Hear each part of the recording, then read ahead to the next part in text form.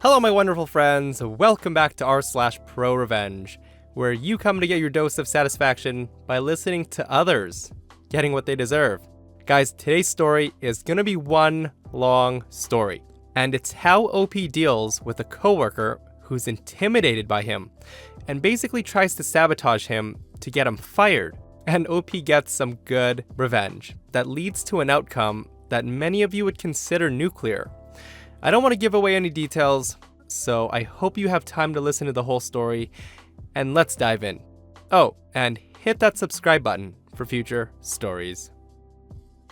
Let me start this one out by saying that I fully intended to seek revenge on the person in the story, but the aftershock of the eventual confrontation is what led to the aforementioned consequences rather than by my direct actions. I work in the UK for a large technology company doing software support. We all worked from home, and I'm part of a team that has members all over the world. I've been in this job for around 10 years, and other than the major issues I've had with this guy, I truly enjoy my job. When I started with the company, I wouldn't say that I was green.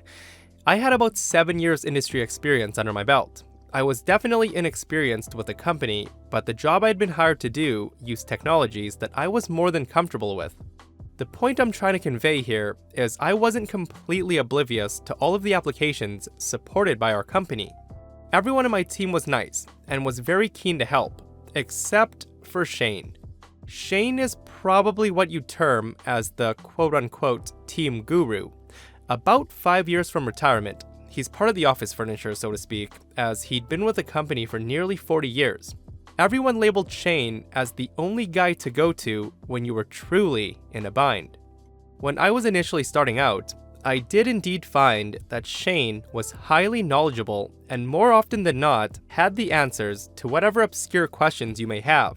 Things were great, and our team ticked over nicely. I got to know the rest of the team well over time too, and my best friend was a woman named Mel. She was of a similar age and experience level to Shane, and in my opinion, was just as knowledgeable as him. One day, Mel and I were on a brief call chatting about a work issue when we got to shooting the breeze for a while. We talked about ourselves and also the team. I'd said I hadn't met anyone face to face yet, and that was when she told me she'd once met Shane in person a couple of years ago. They're both based in the US, and I'm in the UK, and we both got invited to a tech conference in New York. She told me he has serious health issues due to his weight, as he was around 450 pounds, and when he was home, was often on oxygen and medication.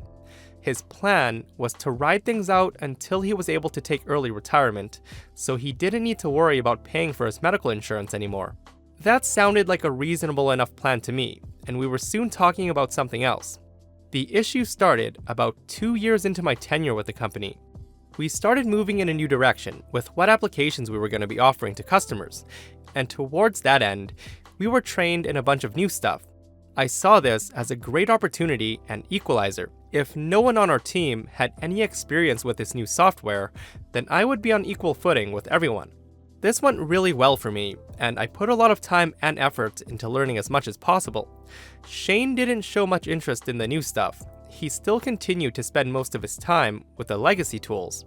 In team meetings, you could clearly tell he was getting pissed off that his status as a guru was gradually becoming more and more meaningless.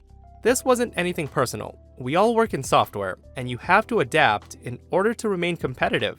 As time went on, it was becoming clear to the team how much work I was putting in, and I was well on the way to becoming the go-to guy for the new software. During this time, Shane would start sniping at me for anything he could plausibly manage. For example, if I was late to a team meeting because of a customer call, he'd make sure to interrupt whatever was being said to comment something like, "Oh look, OP has bothered to grace us with his presence," even though he'd been guilty of the same things in the past. Things like email chains too. Almost anything I sent out that included him and our boss, he would reply with the same unrelated complaint or observation, completely irrelevant to what was being discussed. One day Mel called me and asked what my beef with Shane was. I truthfully told her that I had no beef at all with him, and he just seemed to have it in for me. She said that if she managed to find anything out, she'd let me know. Things continued like this for a couple of years. I continued to be the go-to guy, and he continued to try to discredit me. and generally paint me in a bad light as possible. One day, we had a major incident, one that literally could have cost the company millions in fines if it was not solved quickly. Our manager split us into teams to troubleshoot specific areas, and she paired me up with Shane. I wasn't too happy about it, but whatever, I was a professional. We got on call and began working through the issue. As our call progressed, it was becoming more abundantly clear why he didn't like me. He knew nothing about the new application. He hadn't done any work on it at all. Everything I asked him to check, he needed hand-holding, even for the most basic of tasks. Eventually, I just shared my screen and said for him to watch me. I went into the guts of the system, through so many logs, explaining to him what I was doing the whole time, and eventually found the problem was a recent patch that we installed. At this point, he dropped from the call. I didn't think anything of it at this time, as Skype can be a little bit flaky, so I just continued doing what I was doing. Our process was to not roll back any changes until it was approved by the senior manager. As I was the one responsible for deploying and rolling back patches, I made some notes about what we needed to do, and then rejoined the main call. I wasn't worried at all, because bad patches happened every so often, they just didn't usually have this level of impact. As soon as I got back to the call, I got absolutely destroyed by the incident manager. Apparently Shane had returned to the group call and informed everyone present that the outage was caused by an error that I had made in the deployment process, and that Shane had told me what the correct fix was, and I refused to implement it then and there. I was furious. He had accurately told them the cause of the problem, because it was me who literally demonstrated to him how to find it. I had even foolishly mentioned to him what I thought would fix the problem. Because of how long he'd been with the company compared to me, only our immediate team knew the truth about who was really the better skilled person in the situation. His historical reputation still carried a lot of weight with the people who didn't work day to day with him. Because this incident was so major, over 100 people were on the call. Several of them were 2 or 3 levels of management above our team. He made me out to be reckless, an incompetent idiot, and he was believed. Despite my manager's protestations, I was disciplined and given a verbal warning. He, meanwhile, was congratulated for steering the company away from a potential disaster and given a commendation. I was so angry, and a while later, Mel gave me a call. Apparently, Shane had been bragging to her saying, I sure did put that smartass punk in his place." She was shocked and asked him what he was talking about. His real beef was that he thought that I had disrespected him by trying to take over his role as the go-to guy for the new software. That wasn't my intention at all. I didn't see it as my fault that he was too damn lazy to do the work again. I lamented with Mel that she should have recorded the call. She laughed and said that Skype shows you when you're recording the call and he'd never have spilled his guts while being recorded. I immediately had a brainwave. I decided that I would confront Shane one-on-one. I pinged him on Skype and said that I wanted to talk. He responded with a smiley and just said sure. I called him and let him know that I was recording this call. I went right for it and accused him of lying about the major incident and said that it seemed like he had a major beef with me. As expected, he lied. He said that he was sorry I felt like this and had to react the way I did. He said that he would need to talk to our boss about it.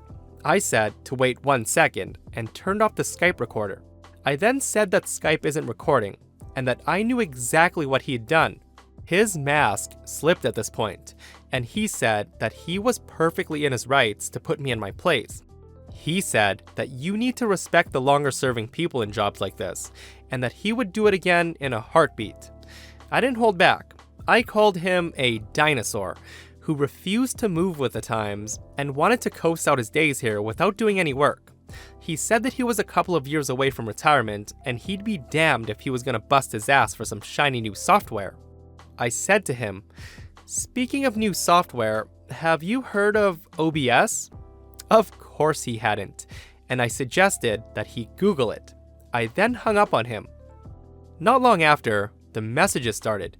He was begging me not to use the secret recording that I had taken. He said that if he gets fired, he'll lose his retirement package and his medical benefits. I told him, "Oh, that's too bad. You should have considered that before trying to get me fired."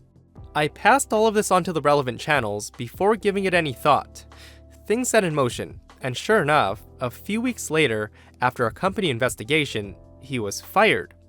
I had heard from Mel that he asked to take early retirement to keep his benefits, but this was apparently rejected.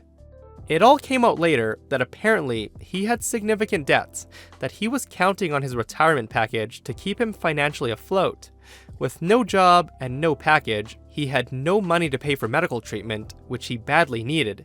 He was in no state to get himself a new job, and his skills had stagnated so badly that he couldn't even get a new job online. Mel told me that he had died about 6 months after this whole incident due to his ongoing health issues. I felt conflicted about this for a while. Sharing that recording obviously contributed to his death, but I don't know how bad I feel about it. I'm a young guy trying to build my career, and he actively tried to destroy me. I should have maybe held off when he pleaded for me not to reveal the truth, but he was old enough and wise enough to not engage in the childish games he played. If I'd known he'd be dead as a result of this, I'd maybe have done things differently. It's one thing that stays with me, that's for sure. I'm still at the company, and I can tell you that I will never treat a new employee the way he treated me. So maybe the breaking of that cycle is the positive to come out of all of this. Guys, I have no idea how to react to this story. The revenge that OP took on Shane was well deserved, and I would have totally tried to do the same thing if I were in his shoes. It's just unfortunate that the revenge had drastic outcomes that led to Shane losing his life because he needed that money for his medical benefits. To think though, after 40 years of being at this company, shouldn't he have had some sort of severance package or something to keep him going for a little bit? I have so many questions about this story. What do you guys think of this story? Let me know in the comments below. If you guys missed the last episode of r/ProRevenge, be sure to check that out, and you'll find out how OP deals with an aggressive driver who puts his kids in danger by speeding past his house all the time. And I'll see you guys in the next one.